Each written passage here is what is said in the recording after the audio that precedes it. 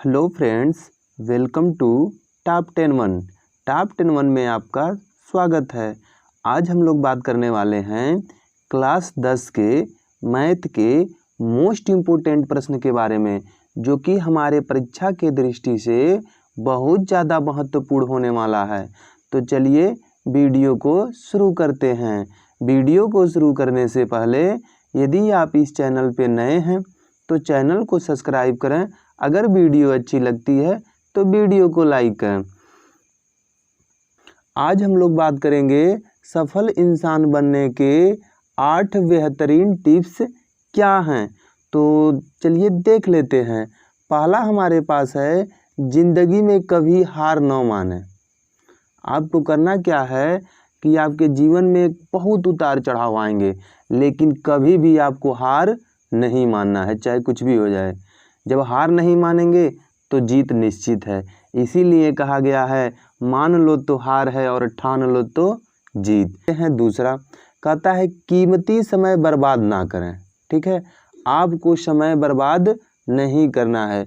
जब भी कहीं आप किसी समय को खर्च करें, ठीक है, तो आपको यह देखना है कि यह जो समय हम खर्च कर रहे हैं किस काम के प्रति खर्च कर रहे हैं, कि अच्छा काम है कि बुरा काम है। ठीक है, तो इसके अलावा आपको कहीं समय फालतू में बर्बाद नहीं करने हैं। देख लेते हैं अगला, तीसरा कहता है कि खुद पर हमेशा भरोसा रखें। सबसे बड़ी बात यह है, सबसे बड़ी बात यह है कि आपको खुद पर हमेशा भरोसा रखना है। कुछ लोग को अपने आप पे तो भरोसा ही नहीं होता है, तो आपको क्या करना है, अपने आप पर हमेशा एकदम भरोसा रखना है। ठीक, उसके बाद चौथा हम बात करेंगे कि बिना रुके हमेशा आगे बढ़ते रहें। आपको क्या करना है, जीवन में आगे बढ़ते रहना है, आगे बढ़ता रहना है, कहीं पे भी आपको रुकना नहीं है। क्या होता है कि जब लाइफ में हम कोई किसी चीज़ की तैयारी करते हैं, चाहे कोई भी चीज़ करते हैं, तो कामयाब नहीं होते हैं तो कुछ लोग छोड़ देते हैं।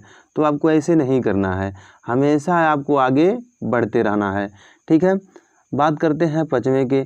कहता है, ज़िंदगी में हमेशा ईमानदारी से मेहनत करके आगे बढ़ें। इस बात को हमेशा ध्यान से रखें, इस बात को हमेशा ध्यान दें कि आपको जीवन में हमेशा ईमानदारी और मेहनत से आगे बढ़ना है। ठीक, चलिए आगे देख लेते हैं। छठवां कहता है कि अपनी मंजिल का सही पता होना चाहिए। बिल्कुल सही। आपको क्या करना है कि आपकी मंजिल क्या है, आपको करना क्या है, इस बात का आपको अच्छे से नॉलेज होना चाहिए। सातवें की यदि बात हम करते हैं तो मन को इधर उधर ना भटकाएं। फालतू में क्या करें, अपने मन को इधर उधर विचलित ना करें। आप केवल और केवल स्टडी पर फोकस करें। ठीक है, आठवां देख लेते हैं, गुस्से पर काबू रखना। आपको हमेशा अपने गुस्से को कंट्रोल करके रखना। ये नहीं कि कोई कुछ भी बोल दिया तो अबे क्यों बोला है, ऐसे वैसे करने लगा। नहीं, हमेशा आपको अपने गुस्से पे काबू रखना है। चलिए बात करते हैं आगे। आगे देखेंगे, यह जो वीडियो हमारा है कक्षा 10 का गणित का दूसरा वीडियो है। इसके पहले एक वीडियो और अपलोड किए गए हैं चैनल पे, डिस्क्रिप्शन में उसका लिंक होगा। नहीं तो आप क्या करें, प्लेलिस्ट से जा कर के उस वीडियो को देख सकते हैं। उसमें हम क्या किए हैं, चैप्टर 1 से जो भी मोस्ट इम्पोर्टेंट हैं परीक्षा के दृष्टि से, उसको कवर किए हैं। ठीक है, और यह जो है चैप्टर 3 से रिलेटेड होगा, क्योंकि चैप्टर 2 हमारे परीक्षा के दृष्टि से इस बार हटा दिया गया है, तो इसीलिए क्या है, चैप्टर 3 में है। इसमें हम बात करेंगे दो चरों वाले रैखिक समीकरण युग्म। और इस चैप्टर की सबसे खास बात यह है ना कि इस चैप्टर में प्रश्न तो कम आते हैं लेकिन नंबर ज़्यादा मिलता है। ठीक है, इसके जो भी प्रश्न आते हैं अच्छे अच्छे नंबर के, या तो 4 नंबर में या तो 6 नंबर में। यानी मान के चलें इस चैप्टर से हमारा 8 नंबर या 10 नंबर क्लियर होने वाला है। ठीक है, तो इसमें हम जिस भी प्रश्न के बारे में बताएंगे, क्या करना है, उसको तो अच्छे से कंप्लीट कर लेना है, लेकिन उसी टाइप के फॉर्मेट के क्वेश्चन आपके परीक्षा में पूछे जाने की प्रबल संभावना है। ठीक है, चलिए आगे देख लेते हैं। यहाँ पे एक हमारा पहला प्रश्न हमारे पास है कि एक आयताकार बाग का अर्ध परिमाप 36 है, जिसकी लंबाई चौड़ाई से 4 मीटर अधिक है, बाघ की बीमाएँ ज्ञात कीजिए। ठीक है, देखिए क्या कहता है कि एक आयताकार बाघ है जिसकी अर्ध परिमाप 36 है, लंबाई चौड़ाई से 4 मीटर अधिक है, तो बाघ की बीमाएँ ज्ञात कीजिए। मतलब बाघ की लंबाई चौड़ाई आपको ज्ञात करना है। तो इसको तो आपको अच्छे से कर लेंगे, लंबाई मान लेंगे x, चौड़ाई मान लेंगे y, इस तरह से आप करके अच्छे से लगा लेंगे। ठीक है, इस टाइप से क्वेश्चन आपके परीक्षा में पूछे जाते हैं। ठीक, आगे देख लेते हैं।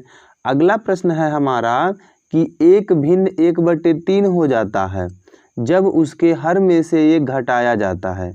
एक भिन्न 1/3 हो जाता है जब उसके हर में से एक घटाया जाता है, और वही भिन्न 1/4 हो जाता है जब हर में 8 जोड़ दिया जाता है। तो भिन्न आपको ज्ञात करना है। तो इसको भी इस टाइप के प्रश्न को, जितने भी आपको मिले इस टाइप के प्रश्न, उसको अच्छे से आपको कंप्लीट कर लेना है। मान लेना किसी भिन्न को अंश x हर y, इस तरह से भिन्न हो जाएगा x/y, तो इस तरह से आपको करके अच्छे से लगा लेना है। इस टाइप के प्रश्न एकदम विधिवत क्लियर कर लेना है, क्योंकि जो इस टाइप के प्रश्न होते हैं ना, बहुत ज़्यादा महत्वपूर्ण हैं परीक्षा के दृष्टि से, और ऐसे प्रश्न आपको 4 नंबर या तो 6 नंबर में पूछे जाएंगे। चलिए आगे देख लेते हैं। अगला प्रश्न है हमारा, एक आयताकार पार्क की लंबाई उसकी चौड़ाई से 8 मीटर अधिक है। यदि पार्क का क्षेत्रफल 240 वर्ग मीटर है तो लंबाई एवं चौड़ाई ज्ञात कीजिए। तो इसको भी आपको क्या करना है, अच्छे से कंप्लीट कर लेना है। चलिए अगले प्रश्न की बात करते हैं। चलिए देख लेते हैं अगला प्रश्न। अगला प्रश्न है हमारा कि 2 अंकों से बनी एक संख्या एवं उनके अंकों को पलटने पर बनी संख्या का योग 66 है। 2 अंकों से बनी एक संख्या एवं उनके अंकों को पलटने पर बनी संख्या का योग 66 है। यदि संख्या के अंकों का अंतर 2 हो तो संख्या ज्ञात कीजिए। ऐसे जो क्वेश्चन होते हैं ना, बहुत ज़्यादा महत्वपूर्ण होते हैं। तो इस टाइप के क्वेश्चन पे आपको इतना प्रैक्टिस कर लेना है कि परीक्षा में आए तो छूटे नहीं, एकदम धुआं धुआं हो जाए। ठीक है, तो चलिए आगे देख लेते हैं। अगला प्रश्न है हमारा कि एक मोटर बोट जिसकी स्थिर जल में चाल 24 किमी प्रति घंटा है, 32 किमी धारा के प्रतिकूल जाने में वही दूरी धारा के अनुकूल आने की अपेक्षा 1 घंटा अधिक लेती है, तो धारा के चाल ज्ञात कीजिए। इसको भी आपको अच्छे से कंप्लीट कर लेना है। ठीक है, तो चलिए आगे देख लेते हैं। अगला प्रश्न है हमारे पास कि सिद्ध कीजिए कि रैखिक समीकरण युग्म 2/3x + 5/2y = 7 तथा दूसरा समीकरण हमारे पास है 9x - 10y = 14 संगत है या नहीं। आपको सिद्ध करना है कि यह संगत है कि नहीं, और फिर इसको अगर संगत होगा तो वज्र गुणनखंड विधि से इसका हल ज्ञात करना है।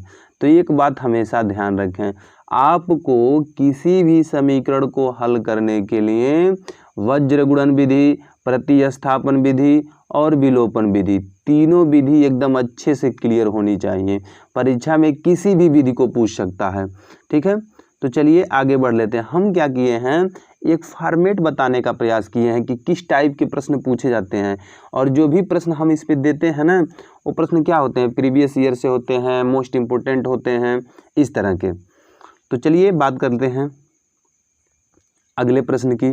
अगला प्रश्न है हमारा, एक नाव की शांत जल में चाल 15 किमी प्रति घंटा है। नाव धारा की दिशा में 30 किमी जाने तथा धारा के विपरीत दिशा में 30 किमी वापस लौटने में कुल 4 घंटे 30 मिनट लगता है, तो धारा की चाल ज्ञात कीजिए।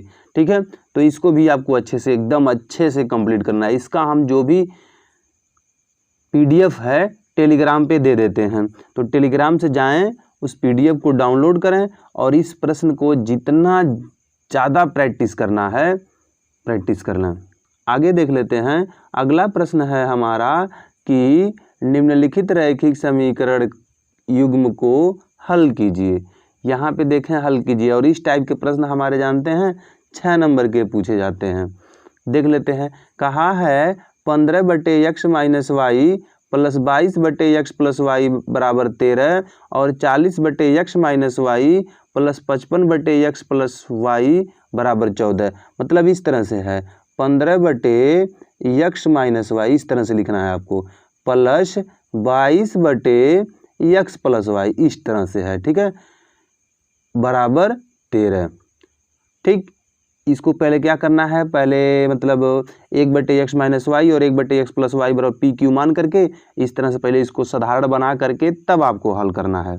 ठीक, तो चलिए आगे देख लेते हैं। अगला प्रश्न है हमारे पास कि निम्नलिखित रैखिक युग्म संगत है या असंगत। जो भी हमारे पास यह समीकरण दिया गया है बताना है कि यह क्या है, संगत है कि असंगत है। एक बात समझें, आपको हमेशा कोई भी समीकरण हो मतलब उसको क्या करेंगे, गुणांक।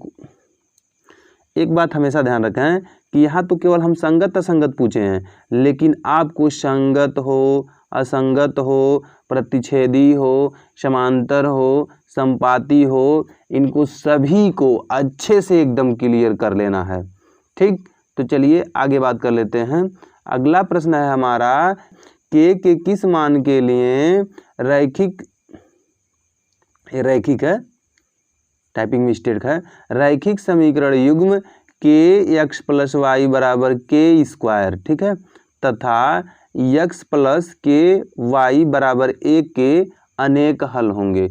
आपको बताना है k का मान बताना है, जिसके लिए समीकरण इसका और इसका अनेक हल हो। ठीक है, यहाँ पे यह k स्क्वायर है, क्या है, k स्क्वायर है।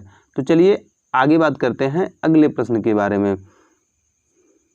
जो हमारा NCERT बुक है इसमें चैप्टर 3 से जो भी मोस्ट इम्पोर्टेंट क्वेश्चन हैं इसमें हम इंक्लूड कर दिए हैं। इसको भी क्या करना है, आपको किताब से पूरा का पूरा प्रैक्टिस कर लेना है कि कौन सा एग्जाम्पल परीक्षा के दृष्टि से मोस्ट इम्पोर्टेंट है, उसको भी हमने दे दिया है, और कौन सा चैप्टर में कौन सा क्वेश्चन मोस्ट इम्पोर्टेंट है उसको भी हमने क्या कर दिया है, पूरा का पूरा कंप्लीट कर लिया है। तो इस क्वेश्चन को जा करके किताब पे आप क्या करें, टिक लगाना है कि कौन सा क्वेश्चन महत्वपूर्ण है। उसको टिक लगाने के बाद उस क्वेश्चन को प्रैक्टिस कर लेंगे, उसी टाइप से जो क्वेश्चन होंगे पूछे जाएंगे। ठीक है, और देख लेना परीक्षा में एक भी क्वेश्चन बाहर नहीं जाएगा। अगर आप कंप्लीट कर लेते हैं अच्छे से तो कोई भी क्वेश्चन पूछेगा उससे रिलेटेड आप पूरा का पूरा बना देंगे। तो क्या करेंगे, 3.1 में जो क्वेश्चन नंबर 1 है एकदम वेरी मोस्ट इम्पोर्टेंट है, तो उसको जा करके आप टिक लगाना है, अभी जा करके टिक लगाना है और उसको प्रैक्टिस कर लेना है पूरा। इसी के साथ यदि हम चैप्टर 3.2 की बात करें तो उसमें क्वेश्चन नंबर 1 जो है वेरी मोस्ट इम्पोर्टेंट है, और क्वेश्चन नंबर 3 के जितने भी प्रश्न हैं सभी प्रश्नों को क्या करना है, प्रैक्टिस कर लेना है एकदम ऑल।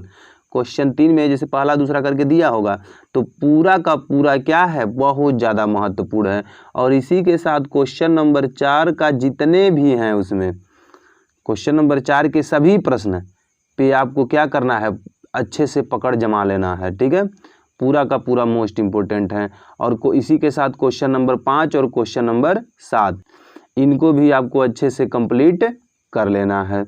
तो चैप्टर 3.2 में जितने भी हम बताए हैं इन सभी को आपको अच्छे से कंप्लीट कर लेना है।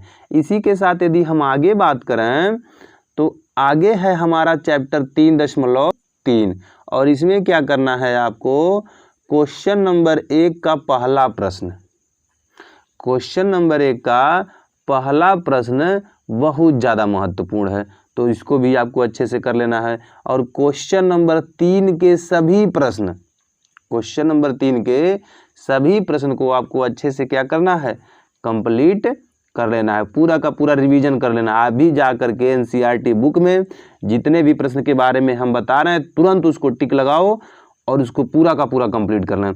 इसी के साथ हम बात करते हैं चैप्टर 3.4।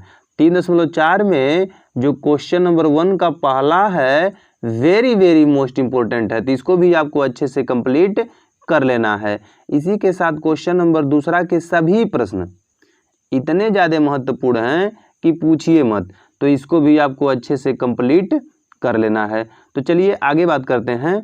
अगला है हमारा चैप्टर 3.5।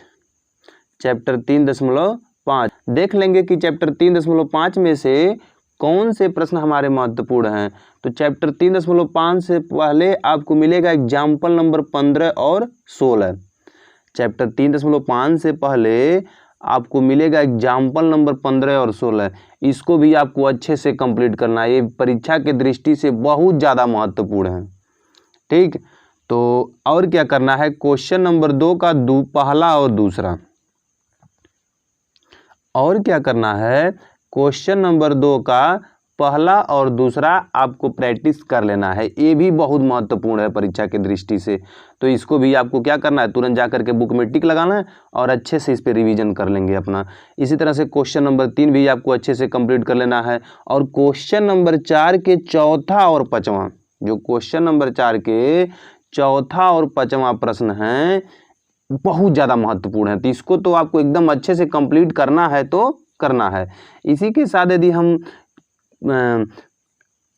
साथ यदि हम प्रश्नावली 3.6 की बात करें तो उससे पहले आपको मिलेगा एग्जाम्पल नंबर 19। एग्जाम्पल नंबर 19, तो इसको भी आपको अच्छे से कंप्लीट कर लेना है। बुक में टिक लगा करके अच्छे से पूरा का पूरा कंप्लीट कर लेना है। ठीक है, आगे यदि बात करें तो क्वेश्चन नंबर पहला का प्रश्न नंबर 5वां बहुत ज़्यादा महत्वपूर्ण है। उसको भी आप क्या करें, IMP जा करके उस पर लिख दें, मतलब मोस्ट इम्पोर्टेंट, और उसको पूरा का पूरा कंप्लीट कर लेंगे। इसी के साथ यदि क्वेश्चन नंबर दूसरा की हम बात करें तो दूसरा का प्रश्न नंबर पहला, प्रश्न नंबर दूसरा और प्रश्न नंबर तीसरा, दूसरा के 3 सवाल बहुत ज़्यादा महत्वपूर्ण है, पहला, दूसरा और तीसरा। तो इसको भी क्या करना है, आपको फटाफट जा करके रिवीजन मार लेना है जल्दी से। तो देखें, तो इस वीडियो में हमने जितने भी प्रश्न के बारे में बताया है, जितने भी प्रश्न के बारे में, उसको तो आपको अच्छे से कंप्लीट कर लेना है तो कर लेना है। इसी तरह जो भी चैप्टर हमारे हैं और उस चैप्टर से जो भी मोस्ट इम्पोर्टेंट क्वेश्चन परीक्षा के दृष्टि से हैं उसको हम बता देंगे, और जो भी प्रीवियस ईयर में आए होंगे उसको भी बता देंगे। और तो और सभी चैप्टर के कौन कौन से प्रश्न मोस्ट इम्पोर्टेंट हैं, कौन से एग्जाम्पल मोस्ट इम्पोर्टेंट हैं, कौन सा प्रमेय मोस्ट इम्पोर्टेंट है जो कि परीक्षा में बार बार पूछे जाते हैं, उनको भी हम वीडियो में कवर करते चलेंगे। तो आपको क्या करना है, इस वीडियो को ज़्यादा से ज़्यादा शेयर करना है, क्योंकि आप वीडियो को जितना ज़्यादा शेयर करेंगे उतने ज़्यादा हमें क्या होगा, मोटिवेशनल मिलेगा वीडियो बनाने के प्रति। तो आपको करना क्या है, जो भी आपके दोस्त हैं सबको बता देना है कि चैनल को सब्सक्राइब कर लें। ठीक है, और हम इसी तरह से सभी चैप्टर के मोस्ट इम्पोर्टेंट धीरे धीरे कंप्लीट करते रहेंगे। और देखना, एक भी प्रश्न आपके परीक्षा की दृष्टि से बाहर नहीं जाएगा, और आप क्या करेंगे, धीरे धीरे पढ़ करके परीक्षा में बहुत ज़्यादा नंबर गेन कर सकते हैं। तो ठीक है, तो इसी के साथ सेशन को समाप्त करते हैं। Thank you for watching top 10 1।